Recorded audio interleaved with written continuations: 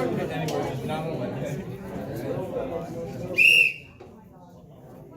a lot of fun. I think I need to give myself a whistle. That was a lot of fun. Okay, so hi everyone. We are here today with a panel of experts. We have one that I know is on her way. She emailed me. A panel of experts to help you with your future and post-graduation plans that are happening in a few less than a month. Yeah. When's the last day of school here? 24th. I probably know that, huh? So less than a month is gonna happen and you are gonna be done here, and what are you gonna do when you graduate? So we are helping prepare you for that. Hopefully you already kind of have some maybe stuff lined up, or if not, a week from today, we literally just got started. A week from today, you will be, most of you in this room are going to the Career Expo, and you will be with myself, Mrs. Starlin, Mr. Weimer, and we're going to be on a field trip to Wayne College to talk to employers, to learn a lot of stuff, and to give out your resumes and be ready for that event. You guys are all familiar with that, right? Good. Okay. So there are blue permission slips. I have a lot of your field trip permission slips. If you do not have one, I need that turned in ASAP, and I have extra copies with me. So you should know who you are. I will be tracking you down soon. If you're not sure, you should get one and fill it out just in case, because you can't get on the bus without that. So Friday morning, a week from today, I want you to come to the Commons first thing in the morning. Like, don't even sign your first period class. You're going to be on a field trip. We'll get you marked for attendance. You'll be fine. And we will be there till probably about like maybe 1:20 or so. So you will go back to probably a little bit of your 9th period class and your 10th period class. So note this out, Friday, get your homework done for your 10th period class and probably your 9th period class as well. Okay, so everyone is familiar with that. Today, we are excited to have our panel here to help you prepare for that event and prepare for when you do graduate. So we are going to start, and we are going to, how the program is kind of going to be, we have our experts here that are each going to talk about a topic for maybe about 10 or so minutes. And then after that, you guys will have a chance to ask anyone a similar-ish related topic or something else, but just do know that we have other topics coming up down the road. But they are the experts, so they hire students, they hire employees, you know, they see and probably done a lot of the type of questions that you are going to be asking. So let's first introduce who everyone is. So if you guys just want to introduce yourself and kind of your company and the position you're at, so you kind of have a baseline. So if you want to start here. Yeah, my name is Doug Hunter. I've worked with the Wayne County Sheriff's Office for 38 years. I'm captain there of the patrol division, so I oversee the detectives as well as the patrol officers that you might see out and about, and I am involved in the hiring process as well. I'm Heather Ogie, and I am the manager of Spirion Staffing. I have been at Spirion for 13 years and have been in an HR field for about 23 years. So I manage that office, but we do a lot of interviewing. We deal with a lot of clients in Wayne County to place people with different skills all the way from entry level to professional. I'm Sue Richmond from Navy Collision Centers. I've been with Navy's about 5 years. I am the HR person, so we've got 12 different locations, so I run the gamut of everything, so interviewing, hiring, things like that. My name is Brian Sallee. I'm with Gojo Industries. I've been with them for 5 years, actually working out of Worcester location for the past 3.5 years. So I do everything from recruiting, hiring, business strategy, employee relations, a lot of that whole gamut of HR services as well. Awesome. So we have a panel of experts in the field, so thank you guys all for coming. But we are going to start with Captain Doug Hunter. If you kind of want to start presenting first, and then we'll go from there. The only stipulation I have is I have to stand up to present, Please so I do. can't sit at the table and do that. So, hey, let's say my name is Doug Hunter. I've been with the Sheriff's Office obviously a long time, for nearly 38 years now. And I've really worked in every aspect of the Sheriff's Office that there's been. Like, most of my time has been in the patrol division. I'm an academy instructor, K-9 officer, SWAT team guy. Now I really oversee the people that do that. One of the things I do in addition to what I call the traditional law enforcement work is I also take care of our social media presence online, being Instagram, Facebook, Twitter, the places where we're typically at. We're not Snapchatting or anything. Usually we don't do that. There's record keeping the past several years, I came in here for this type of a setting and presented social media safety, social media presence. We're gonna go a little bit different direction with it today because the time is limited. But first of all, I want to point out how important this day is for you. And you look at the instructors that have brought you all together and brought us here, they are concerned, they want you to go out and have a great opportunity to become employed. It's not just, okay, end of the year, kick them down the road, and good luck. They're taking some extra steps to help you. And in my opinion, those steps are very important. I'm involved in the hiring process at the sheriff's office, so I'm one of the people that actually makes the decisions on whether or not we interview somebody. It doesn't matter what your skill level is. If you cannot get in the door for the interview for various reasons, the prospective employer is not going to know. And from the social media standpoint, from the internet age, realize that all of you in this room have really never been in a time when the internet did not exist. Safe to say, most of you have some type of online presence out there someplace. One of the things I will encourage you and challenge you to do is Google yourself. And Google yourself as many ways as you think, as you can. Google your name, Google your address, your home address, Google your name with your school, as many combinations as you can to see exactly what shows up. Because you know what, a lot of employers will do just that maybe before they have you come in for the interview, and maybe after the fact. Being that I'm involved in public safety, we do extensive records checks on the people that we have come work for us.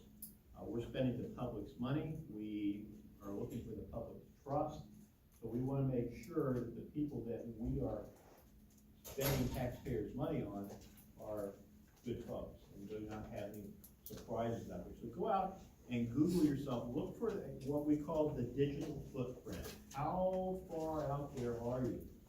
What can you find? Some of the things that you're going to find, you maybe are unable to remove those.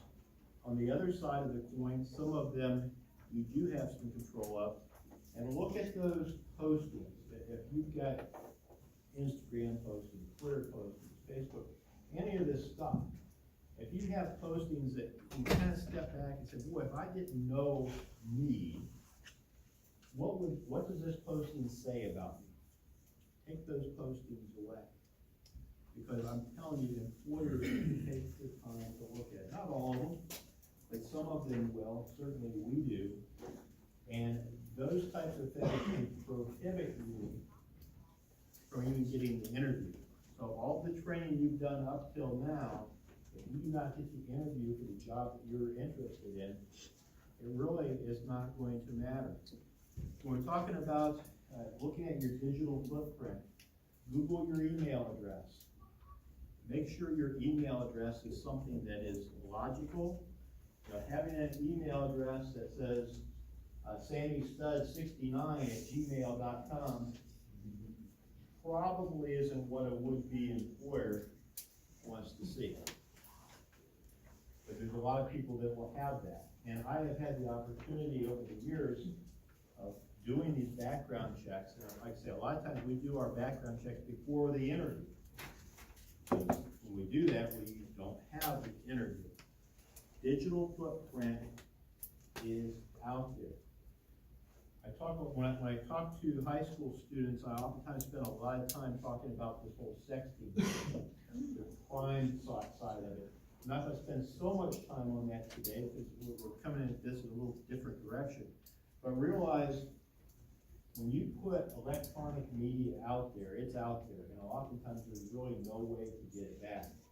I have had situations where we've made plans to do interviews on prospective employees and realize some of the people that I work with are younger in age than I am. And they'll say, oh, I can't believe you're bringing so-and-so in for an interview. Well, why is that? Because all maybe I have to work with at first is just a resume or an application. Well, they said, look at all So sometimes I don't even have to go look at it, because the people that I work with are familiar with the folks. And they'll say, you won't believe, you know, whether it's naked pictures or other inappropriate content that is put out there, it keeps you from getting that interview. Again, you can have the highest level of skill that you can imagine, but if you can't get in the door to sell yourself at the interview, it is not going to matter. So take a look at your social media presence and see what it says about you. Even go as far maybe as having your parents look at it. Oh, yeah, we don't want my folks to look at my Instagram. Yeah, right? Having that stuff locked down private can also say things about you. Now, I get the whole level of privacy, but again, if I'm doing a check, if I'm taking a look at your stuff, and I see that I can't see anything at all, I can kind of fall into this whole, what do they got going on that they don't want anybody to see? But I would say, in most cases, that is not normal. Most people may not make all of their postings public, but it's very common for at least some of the postings to be public. So take a look at it, look at your privacy settings, and pay very close attention to what somebody is able to see about you. Go as far as the type of pages that you like. You know, liking the prospective employer's page is sort of a step in the right direction. They're probably gonna wanna see that. I've had people come in and talk to me, and they say, it's been my life dream to work for the Wayne County Sheriff's Office. All I've ever wanted to do ever since I was little. And I'll say, okay, well, what's the sheriff's name? And they're, I don't know. I mean, use this social network, social media to your advantage to learn about the people that you're asking for a job. You say, I've had people come in and do exactly that, tell me how long they've wanted to work for us, but then they cannot tell me very basic information that is right here on the website as well as other places. So do your homework when you're getting ready to go to a interview. Take a look at the Facebook pages, websites, all the places, social media sites that your prospective employer is using to learn about them. So it's not always about what we can find out about you. Equally as important is what can you find out about us as the possible employers. But this digital footprint is out there. Most of you, when you go and Google your name, if you do it the right way, like just don't Google your name, so I can find it. Google your name with your school, your address, things that you're involved with, and you're probably gonna find something out about yourself. And hopefully that something about yourself is a positive thing. If it's not positive things, do what you can do to remove it. So have a very brief amount of time. I'm gonna sit down and we'll do the questions as needed and go from there. So, thank you. I have some questions that I just wrote down when you were saying, but does anyone want to ask him questions, or anyone on the panel, anything, that topic? Well, shoot, I will start with one. You brought up a great point when you said, so you talked to me about social media, and we'll get to that. I liked when you said, when you had an interview, do you know who the sheriff is? I mean, that's an easy question, I'm gonna be honest, I'm not 100% sure I think I got it. But, I'm also not applying for that, sorry. So I guess my question to the panel is, can you tell when employees, potential employees, do their homework and check on some of that stuff? And how does that then reflect if they get the job or not? Does that make any difference? So anyone can go ahead and chime in on that. Because that was just a great point of that information is so readily available, you know, influence hiring or not. I'd say it wouldn't. I'd say it wouldn't influence, for me, it wouldn't influence hiring, but it sure would set someone above someone else that I interviewed if they had taken the time to find out about our company. Because we always ask the question, what do you know about Nagy's? And if someone just kind of sits there and says, well, nothing really, that doesn't impress us that you guys are taking initiative, that you want the job. So that definitely would be a factor, but I don't think in the end, I don't think that would keep you from being hired for me. So with myself, we deal with a whole bunch of different clients in Wayne County. So if somebody puts, they have an opportunity to put on their application where they wanna work for. So if they put a client down, the first thing I'm gonna ask them is, what do you know about this client? Why do you wanna work for them? And if they don't have a clue, they just kind of heard a friend talking about that client, then I'm gonna give them some background, but I don't know that with what they've done in their skills or past, that that's actually a good fit for them. I always tell everybody too, if they're going to one of my clients for an in-person interview also, to look at their webpage, to do their homework. They wanna know the company atmosphere and if that's the right company atmosphere for them. I would say the same thing. It doesn't, make or break the interview, but it definitely helps if I know they at least know our product, what we do. And I always give an opportunity at the end of the interview to let people ask me questions. If they ask me those obvious things, well, what kind of products do you make? And you're gonna take a few minutes just to at least look at that, do the homework. And then the other big thing I just wanna kind of call out that we spoke about, your email address. I've seen some great resumes come through, and there's this email address, Big Daddy, blah, blah, blah, and I'm like, you know what, if you wanna keep that for your personal, knock yourself out. But when it comes to the resume, go on there and get something that's appropriate. Because if you're gonna do that and put it on your resume, I have no idea what you're gonna do, and you're gonna say once you actually get into it. I agree with that. That is more of a factor than if you know something about our company. If you've got one of those odd email addresses. Does that make someone like not get the job, or just you, like you said, wonder, what are you gonna do when you are working? You know, that really prevents you from just not hiring, or they maybe not the first person that you're gonna look at interview. I would seriously reconsider the resume. I'm not even sure I would go any further with it than that, because I'm like, that right there speaks just, I expect a certain amount of professionalism no matter what position comes in. You have to be able to work with a team, you have to work with other groups, and if you're gonna speak like that on your resume, you're gonna speak like that to your coworkers. I just had something you guys made me think of as we're standing here, maybe you have a relevant story or don't, but ringbacks are not so much a thing anymore. But just being cognizant of what your voicemail does say or doesn't say would kind of go in line, I would say, with that email maybe as well. I know this year I've had at least one student who missed out on an employment opportunity or almost missed out because he didn't have his voicemail set up. But yet that was the phone number that he left. And I say I do this too.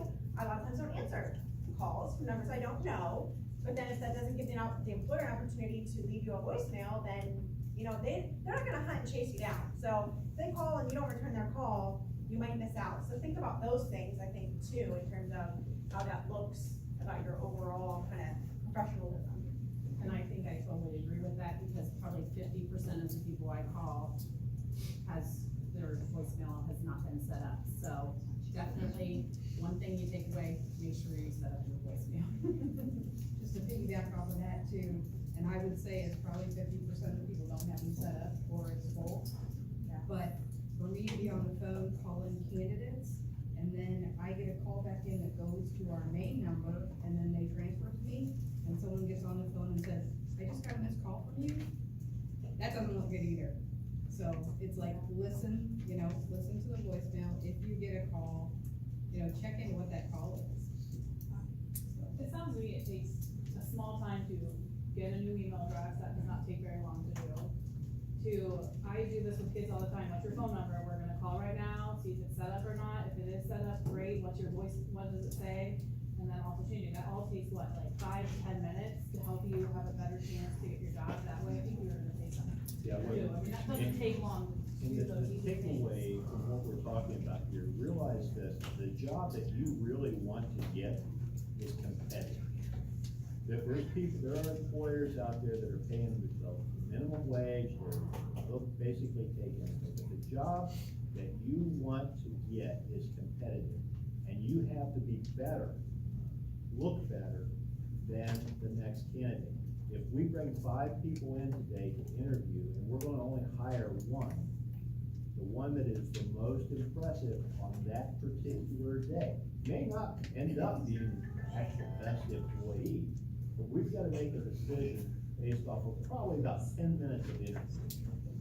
And that's provided you get the interview to begin with.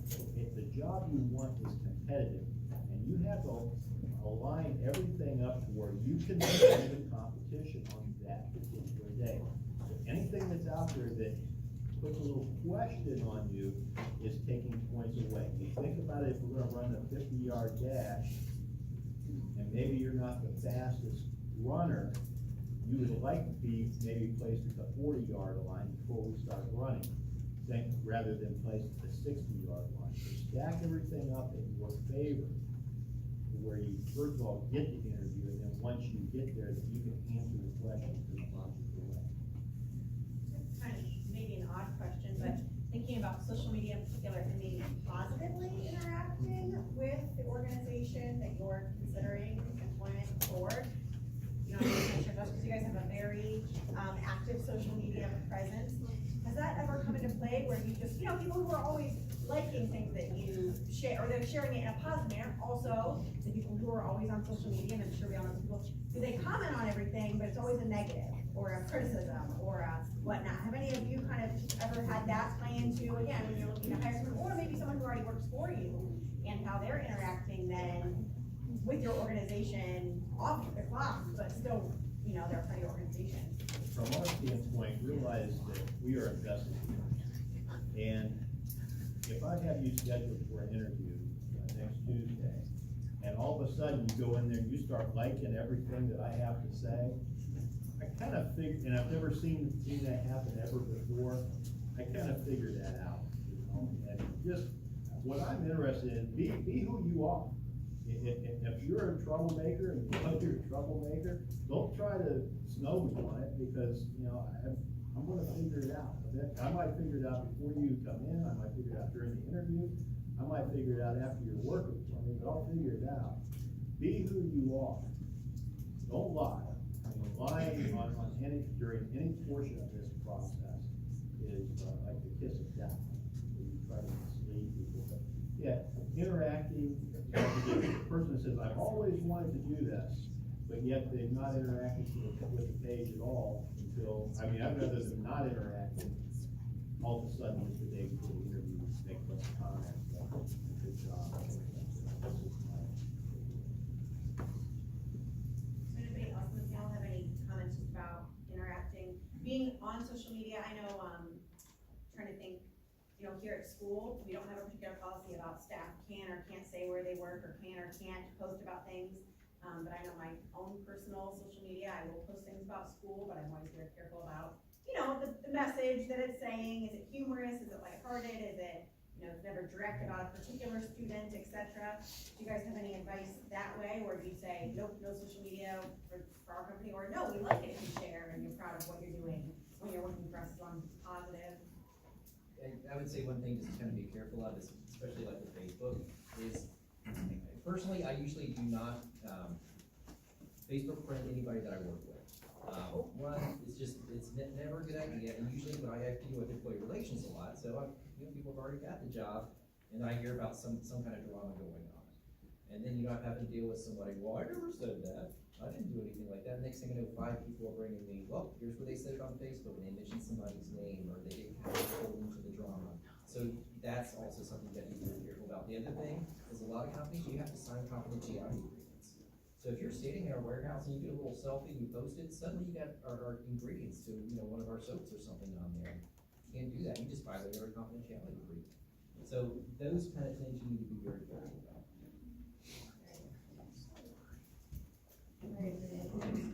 On clients, we let all of our employees know that they cannot take anything, any kind of selfies, any kind of pictures inside any manufacturing environment for the confidentiality part of it. Now,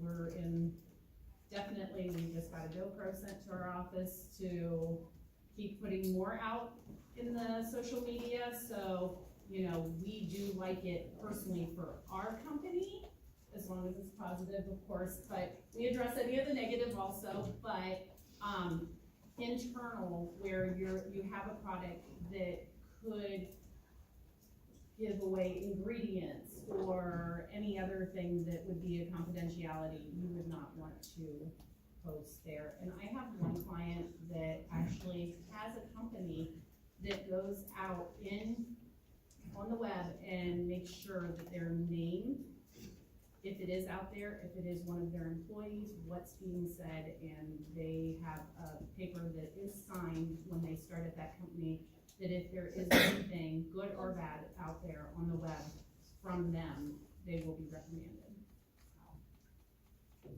I'd go on as far as say, if at this point in your career, posting anything on social media about your employer, pictures of the workplace, probably a bad idea. I don't work for a company, I work for an elected official who would like to be elected, probably again. So, and companies put a lot of time and money into developing their brains. And they really aren't looking for you for any help on that. So the best way to stay out of the doghouse, in my opinion, is do not post about your job online. Our rules, our policy at the sheriff's office prohibits our employees from talking about where they work or pictures of them in uniform, things like that. If we want their picture in uniform out there on the web, we'll take it and put it there. But be very careful as an entry-level employee, which you folks will be in just a matter of time, of doing anything social media-wise about your employer. Likewise, I've seen people come into me for jobs, and I find out that they have bad mouth, they don't work for this place anymore, but now they're running them down, saying what a bad place, what a bad boss, bad company, and so forth. That's not gonna work well for you anyway. If you had a bad experience with an employer, it happens, but you don't have to share that with the entire world. There's nothing good that's gonna come your way. Yeah, your close friends are gonna say, right on, you deserve better, but the employers are gonna look at that as you're a troublemaker and bad risk. Very good. Awesome, I think we should move on to, this is a great conversation, so I hope we can keep this going, but I think we should talk about now that we kind of know ahead of time what to do once you've had the interview, what to wear, what to dress for. Sure, yeah, I need to figure out how to switch the users here.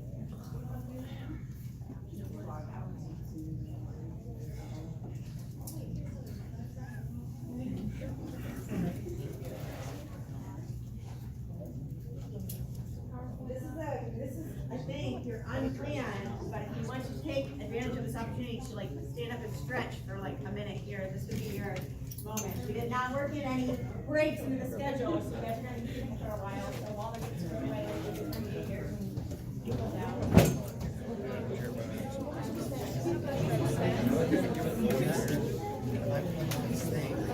Hey, Chance.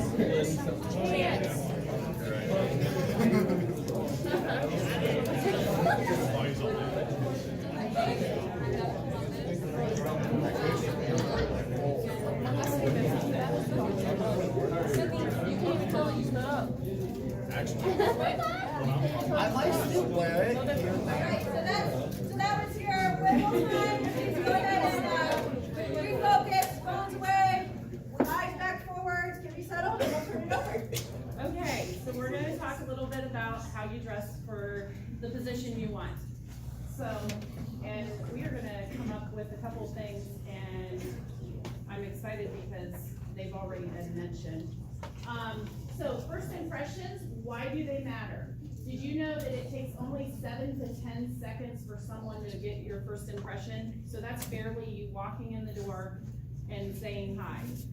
You have a first impression of them. Use me, you could say, she was late, because I came in afterwards.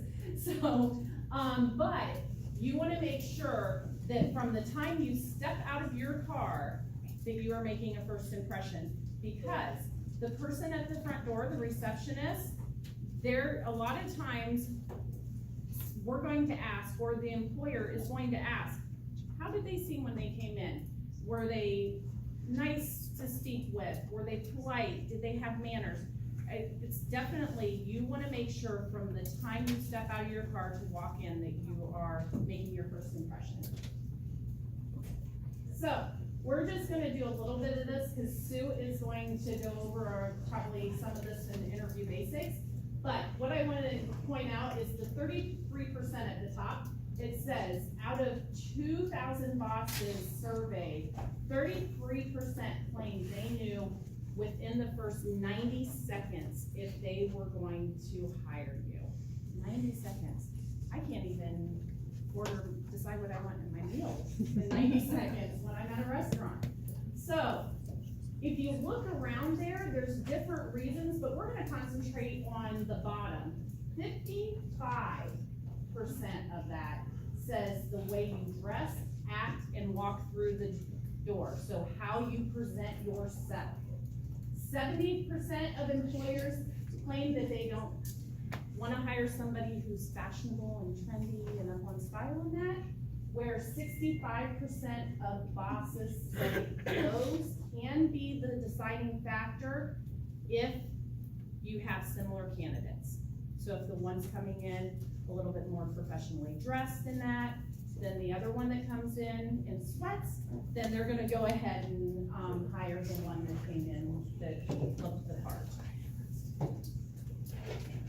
So, why do first impressions matter? We just kind of talked about it. The gentleman up at the top, as you see, he looks like he's been in the woods and mountain man for a little bit. You wanna be a little bit more put together, clean shave, hair done upright. Same thing with ladies, you know, make sure you combed your hair nicely and, or it's put back if it's one that usually hangs around your face area. Because you are gonna be under a magnifying glass when you go in for an interview, because they are watching. Okay, so what not to wear? We don't wanna do anything that's too casual, of course, so not appropriate, putting your sunglasses in, taking bags in that are not appropriate, sorry. As you can see, a couple of these guys on the side, what do you think's wrong with them? They don't look too bad. They look too comfortable and relaxed, like pop collar, ties not tightened up, it's really loose, your sleeves are all rolled up. You wanna make sure that you are comfortable. Now, am I saying everybody has to be in a suit? No, we'll get to that. But wanna make sure that you are definitely neatly dressed. So, some do's and don'ts. Do wear freshly washed, wrinkle-free clothing, wear appropriate colored clothing. It definitely goes better with the neutrals, your black, grays, dark blues, white and tans. Shoes should be clean and not looking like you came in from a muddy mess in the rain. And hair and nails, well groomed, long hair. It says pulled back for ladies, but as I said, as long as it's not the kind that hangs in your face. If it is, then definitely pull it back. Men, tuck in your shirt, wear a belt, make sure waistline for pants. Females, skirts should be no longer than 2 finger lengths above your knees. Make sure that they are longer. Things to avoid, tons of jewelry. Did anybody, and it might just be geeking out, watch any part of the NFL draft last night? Have a whole bunch of people with all their big bling on and that. That's a little bit too excessive. So make sure you can wear some jewelry, but make sure it's very calm and not gonna be taking the focus off of you or your outfit. Perfume and cologne, avoid wearing it. You can do a light spray, but you do not wanna go in where the person interviewing you is allergic to it or has a sensitive nose and they're sitting there the whole time going, and what did you like about your last job? And kind of moving back from you because they're getting a headache as they're talking to you, because that's where their focus is gonna go on to. Remove facial piercings, cover any visible tattoos, untuck shirts, pants,